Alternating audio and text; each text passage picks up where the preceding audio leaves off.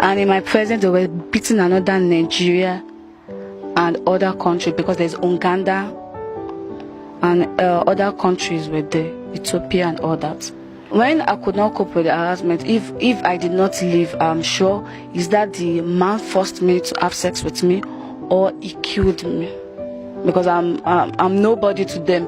To them, they will be telling us that they own us for that 2 years. They can actually do anything they want. As actually they've paid for our own life in our own country, so they can actually do anything they want for us.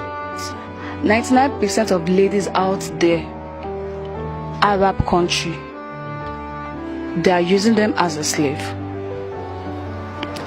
And if everybody is comfortable being in Arab country and does not want to come back home, the person is actually having sex with the boss. So that is the deal over there. You have sex, you exchange it with your peace. You don't have sex, then you don't have peace.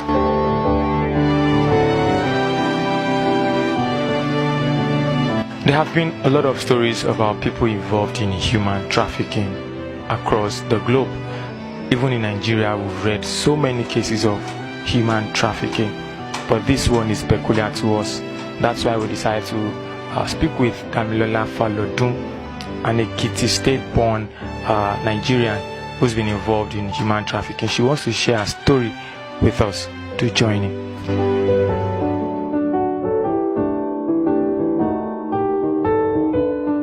My mom and dad were separated before the issues, but I lost my dad first. 3 months later, I lost my mom. My dad was working at Abia State, and that was where we lost him. And probably my mom and dad would talk once in a while. So I could not finish my exams. I need to drop out from school, and that was how my ordeal started. So, what is this ordeal that you said started? Tell us your story. What actually happened? Everything started immediately. I lost my mom 2014. I lost her 2014, and things were difficult. As we all know that Nigeria is not an easy place whereby you need to sit down, food comes to meet you. I work in a resort in Lagos.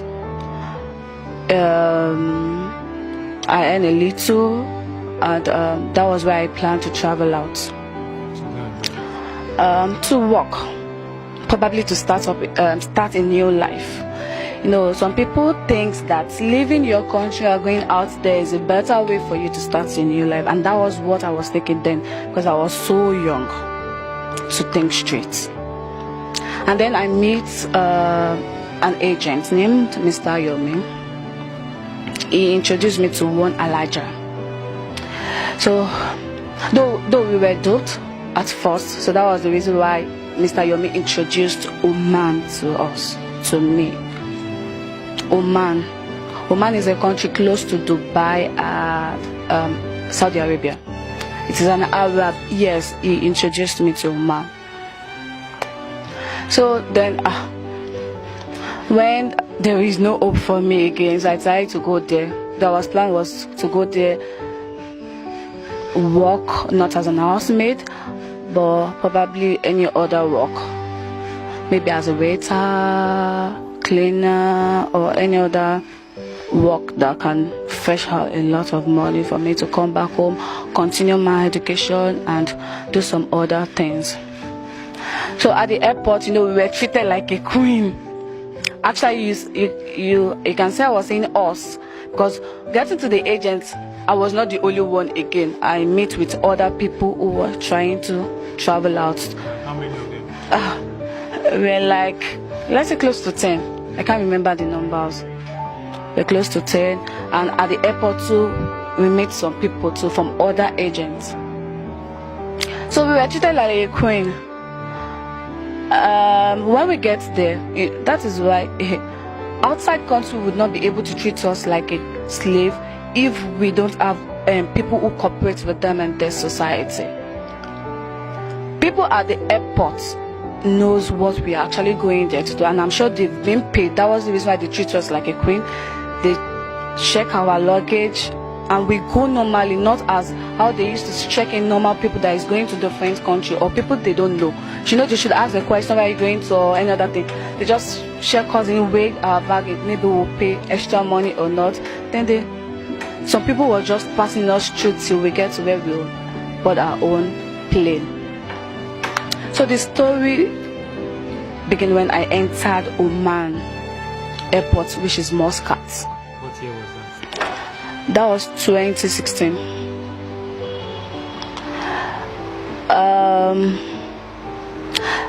Someone was actually waiting for us at the airport.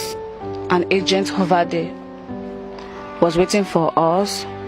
And getting there, they called our name and we went to meet them. And we thought, wow, so that means the agent in Nigeria was actually saying the truth, that someone would pick us up. Wow, that's good, not knowing that we are entering the main Wala. So they collected our international passports. And we were told that the next day, the family we are going to work with will come pick us up. But before then, we were given a note, an agreement form that we are going to work there for 2 years, 2 good years. So we signed, not knowing what we're actually going into. After we signed, that was when we were told that someone would come and pick us up. Then we started asking a series of questions, type of work, where and other. And the agent was like, were you not told that you guys are coming for an housemaid job? They call us Shangala. Our name over there is Shangala. And the meaning of Shangala is slave, which Yoruba people call Eru. So, we can't actually know the meaning immediately we get there. Not even the Arab language. I joined. It's now only me and I myself alone with my creator. Then I joined the first family.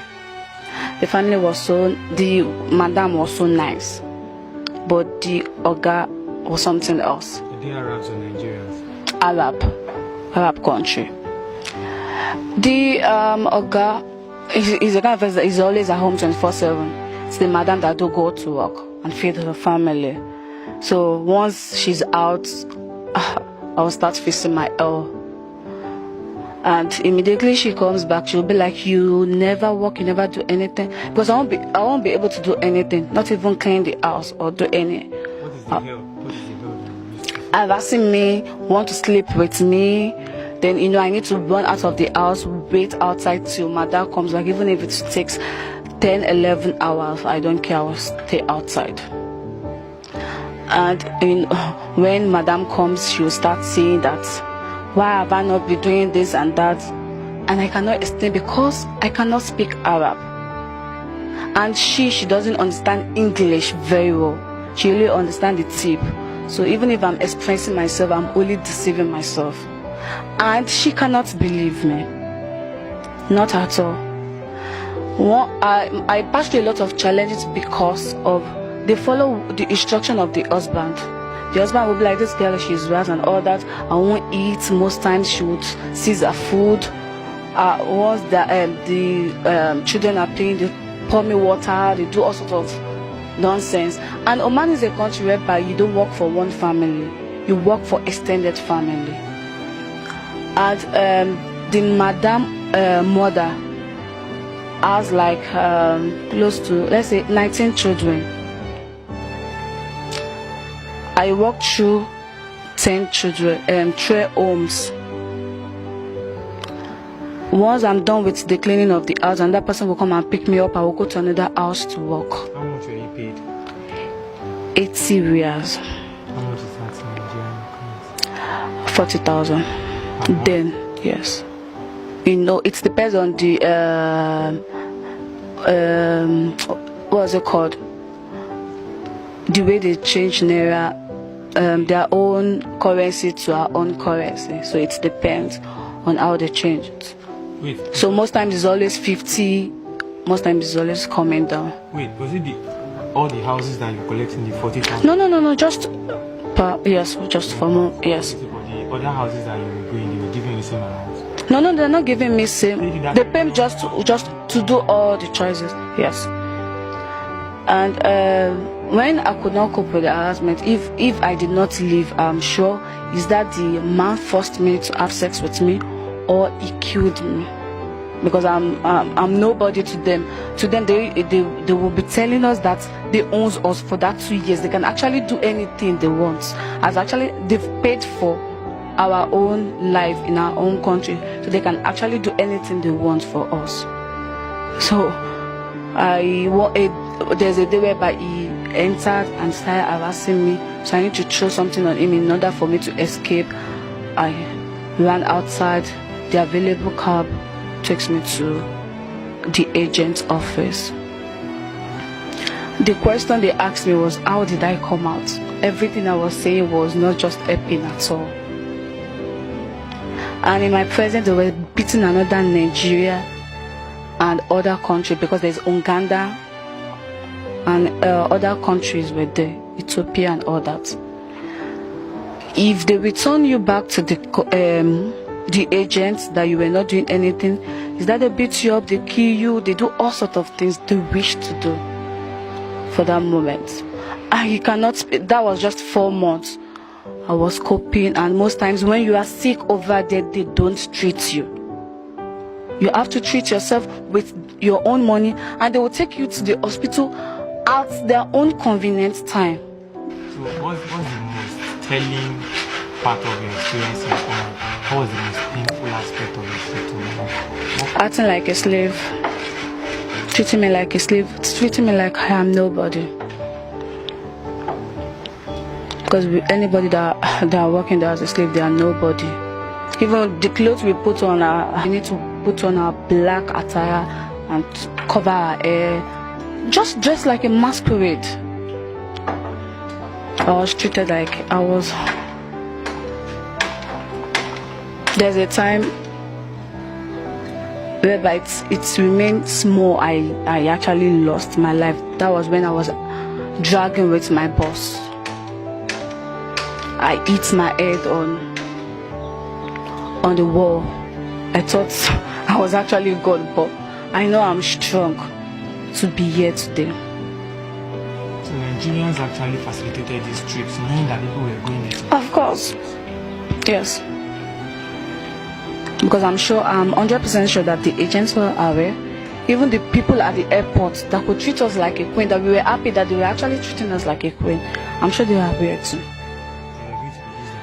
As slaves. When did you come out to Nigeria? That was last year. Around that last 2 years. Last year, that's 2017. So I stayed yet for a year and some months. A year and some months? Yes. Throughout your stay there was no time anybody had sex with you? No time? Not at all. Not at all? Yes, sir. But what were the other things that you had in mind? How else did you think you were going to survive in that country apart from serving as a housemaid? Were there no other things that came to your mind then that you should do? It depends on individual. There are some people that are actually at that same country without having issue, because they accept their own boss to have sex with them. They won't have issue, because once you are able to have a good relationship between your own boss, definitely you have a good relationship with the madam and the entire family. But everybody does not come from the same home. We are all from different background. But let me tell you this: 99% of ladies out there, Arab country, they are using them as a slave. And if everybody is comfortable being in Arab country and does not want to come back home, the person is actually having sex with the boss. So that is the deal over there. You have sex, you exchange it with your peace. You don't have sex, then you don't have peace. You don't have rest of mind over there. So how did you come back to Nigeria? When I was coming back, when I was inside the cab heading to airport, I did not believe I'm actually coming until I entered the plane, because they actually deceive some girls to enter that same cab to the airport and they are nowhere to be found. So I was actually praying that, yes, God, this is my second stage. I want this one to be real. I want to go back home. And thank God I am here. Okay, before you went to Oman, if you had your way, what would you have done? Like, what would you have loved to do in life when you were growing, much younger? What were your plans? Before Oman? Yes. Of course, if there is not anything that has to do with the death of my parents, I would actually finish up. And I have this motive that helping people, having my own foundation, my empowerment center, helping people, which I will still do that. That is why I study biz admin, in order to have my own business. People that are always saying, I want to travel abroad, I want to go abroad, what message do you have, especially to ladies? I would tell them that if they're actually drinking Gary, I'm sure that's the lowest food we have in our country. If they're drinking Gary and they are happy with their family, they should go on with it. Because being here, we have our own freedom. Even people that are coming to our country here, like Togo, all these people that are coming into our country to work for someone as an housemaid, they have their freedom, because once they get out of that room and go to the police station, someone can actually help them, and they learn to meet people every day. So there is freedom in our country. So I will advise them not to be in an haste to leave this country, most especially to Arab country. But fine, if they have family over there, they can go. If they have family not in Arab country, I'm not talking about Arab country, but other country, if they have family over there, they can go. But if you have no one over there, study, stay in your country, go to school, focus, believe in your dream and work towards your dream. Because there's a difference between believing in your dream and sitting down home without nothing. Believe in your dream and work towards it, and I believe you will achieve that. How much did you spend in total traveling down? 600,000. 600,000. That was what you gathered then. Yes, to travel. Now that you know better, what would you have done with 600,000 if you had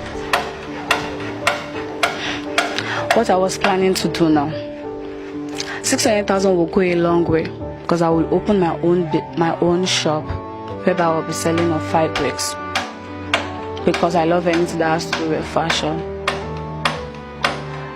I will open a business selling of fabrics, different type of fabrics, Ankara, materials, lace, and all that. I have my own machine. Be creative and be sketching out my own design. Put it out, name it, and start selling it. Then when I know that for like 3 months I started to set up my own self, I'll bring in some orphan people who I know they need someone to take care of them, or the widow girls. Bring in like 3 people, I need to start from certain level I know I can take care of, handle. Then I bring in 3 people. I train them on how to sew and sell clothes. Then the next 3 months again, they work for me in order to gain back the money and everything. And after 6 months, I free them. And if with God doing, if I have money, I can actually buy them machine so that they won't leave empty. That will have been my plan. Definitely, I regret going to Oman.